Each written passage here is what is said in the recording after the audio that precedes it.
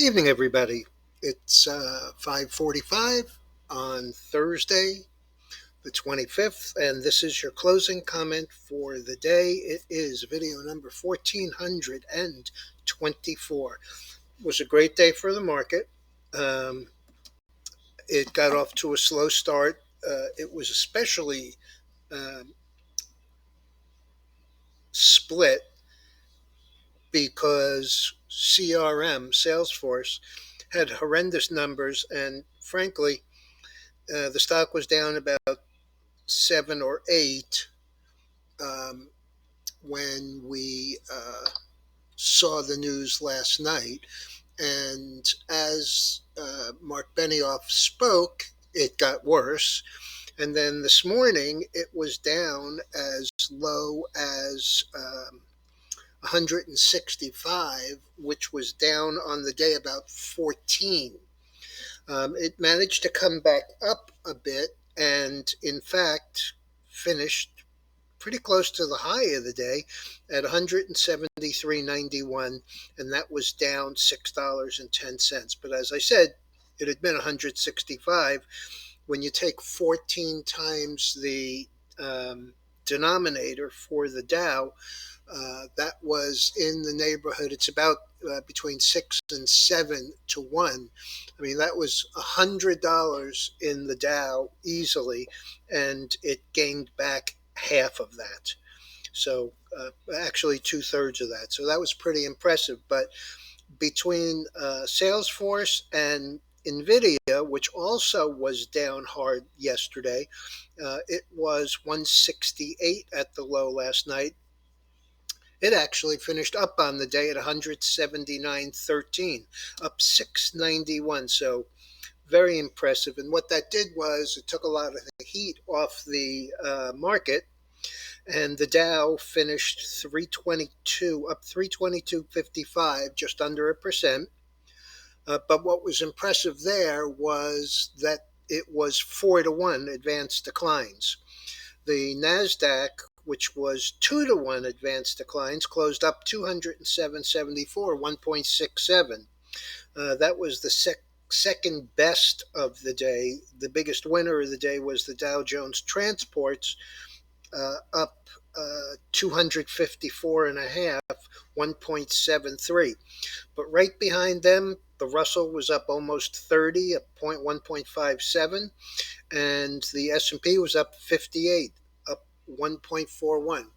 The chart on the screen is the S&P, and if you looked at my work over the weekend, you'll see that I was looking for a bit of support in this area around 40.80.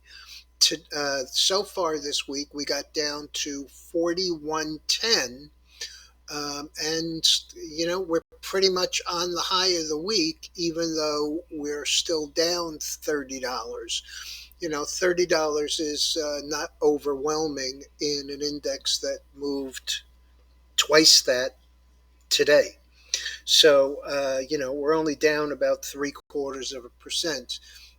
I'm not ready to call this a new bull market. I think this is still a bear market rally until we see what actually is going on. Um, the other thing that I want to mention is a couple of more earnings. GPS, Gap Stores, not great numbers, but the stock is so beaten down, and they withdrew guidance for the balance of the year.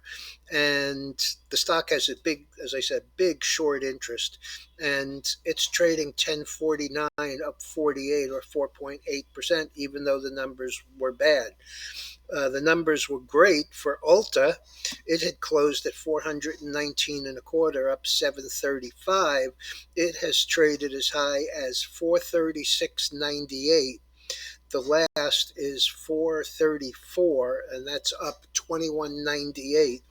The high on this stock, not that long ago, I think is 438 and change. So it hasn't made a new high yet, but it does look pretty good.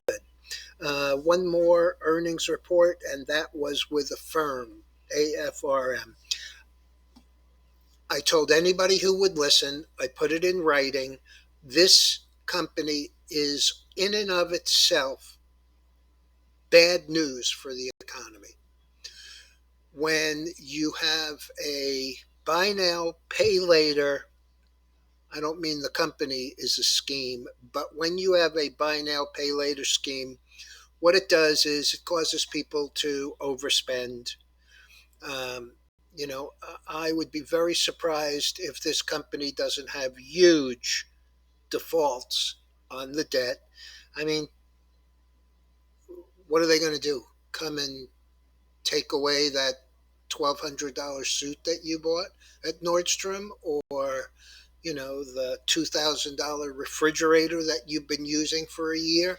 I mean, this company is going to have problems, and it shows. The high on the stock last year was 176. The close today was 31.23, and that was actually up a dollar.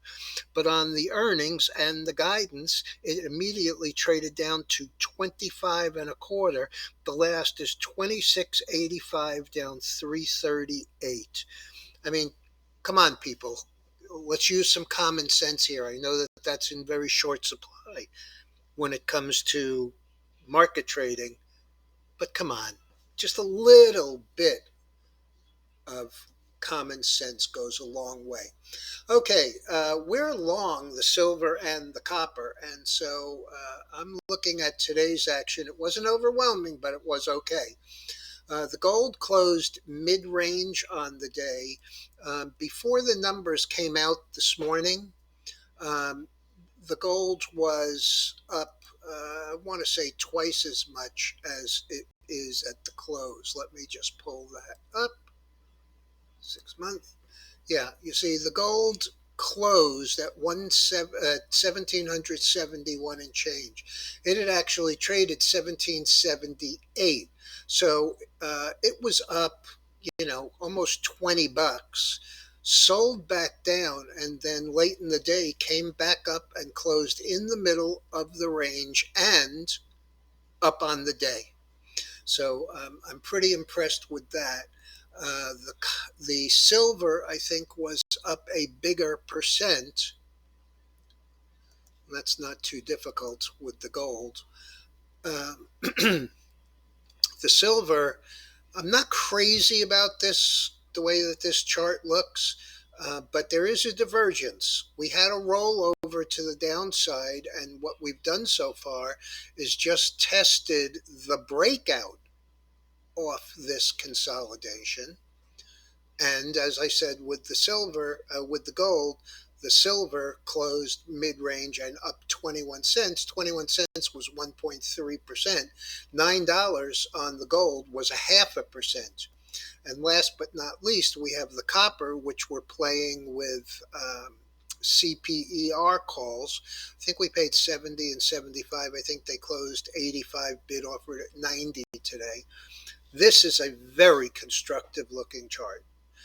In fact, today's close at 369.90 is actually the highest close since it came up here. This one is, nope, I'm wrong, 370.65, and 3 days ago, 369.55. So we're right on the edge of breaking out. This high on this move has been the day before yesterday's high, which was 373. We go through that, I'm fairly certain we're going to be testing this 385 to $4. So as far as news goes, tomorrow we have July PCE price index.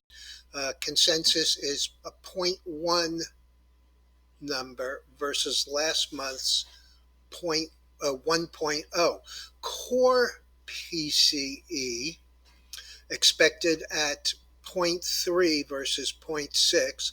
Personal income is, the consensus is unchanged at a 0.6. Spending, and also July advanced international trade goods, advanced retail inventories, advanced wholesale inventories, And later on in the morning, we have the August University of Michigan Consumer Sentiment Index.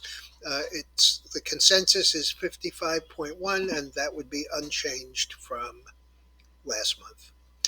All right, everyone, you have it all. Hope everyone had as good a day as I did. I'll be back in the morning.